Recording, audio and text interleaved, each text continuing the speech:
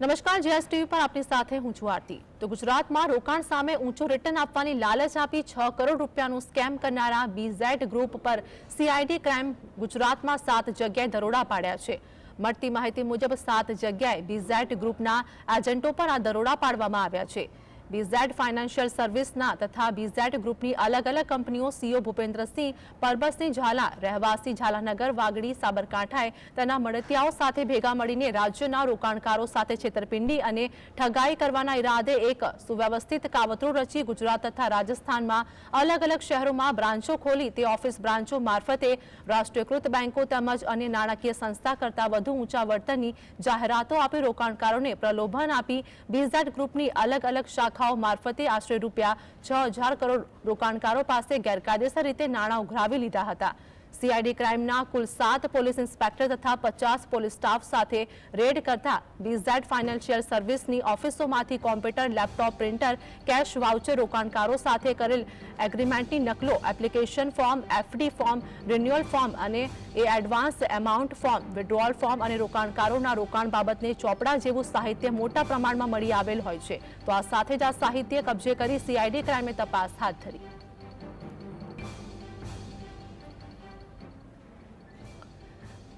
સંવાદદાતા રાકેશ અમારી સાથે જોડાઈ ગયા છે। ગુજરાતભરમાં તપાસનો ધમધમાટ, છેતરપિંડીનો વધુ એક કિસ્સો પ્રકાશમાં આવ્યો, શું વધુ અપડેટ? જી આજે ચોક્કસ જણાવ્યું હતું કે બીજેડ ગ્રુપ પર જે ગઈકાલે જે દરોડા પડ્યા હતા અને સીઆઈડી ક્રાઇમ દ્વારા દરોડા પાડવામાં આવ્યા હતા।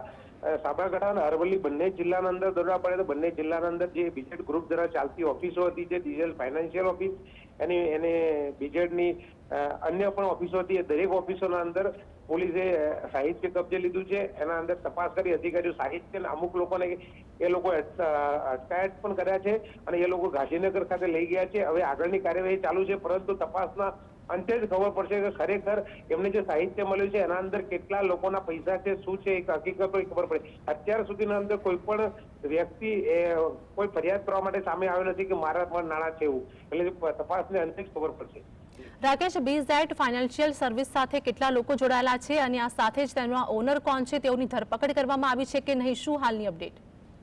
બીજેડ ફાઇનાન્સના અંદર કહેવાત જાણવા મળ્યું છે ત્યાં સુધી બીજેડ ફાઇનાન્સના જે ઓનર છે એ ભૂપેન્દ્રસિંહ ઝાલા કરીને છે અને એના અંદર કેટલા રોકાણકારો છે એ તો અત્યારે સૂત્રોથી જે માહિતી મળી છે 1,000 થી વધુ રોકાણકારો હશે એવું જાણવા મળ્યું છે, પરંતુ વધુ પણ હોઈ શકે છે કારણ કે જે આંકડા આવી રહ્યા છે એ આંકડા બહુ મોટા છે, પરંતુ સત્તાવાર રીતે આંકડાઓની પુષ્ટિ થશે તો જ ખબર પડશે કે ખરેખર કેટલા રૂપિયા છે। પરંતુ એ વાત ચોક્કસ છે કે આના અંદર જે પૈસા લેવાઈ રહ્યા હતા એ પૈસા લેવાનું એમને પાસે કોઈ કાયદેસરનું લાયસન્સ નહોતું, કારણ કે નાણાકીય કોઈ પણ વ્યક્તિ પાસે પૈસા લેવા હોય તેના માટે પરમિશન લેવી પડતી હોય છે। એ પરમિશનો એમની પાસે કોઈ એવી પરમિશન નથી અને જે પૈસા રીતે ઉઘરાવતા હતા એ પૈસા ક્યાં રોકતા હતા અને એમને કઈ જગ્યાએ રોક્યા છે એ પણ ચોક્કસ માહિતી મળી નથી, પરંતુ જે પૈસા ઉઘરાવે છે એ ચોક્કસ એ વસ્તુ પરથી કહી શકાય કે ક્યાંક ને ક્યાંક ખોટું થઈ રહ્યું છે।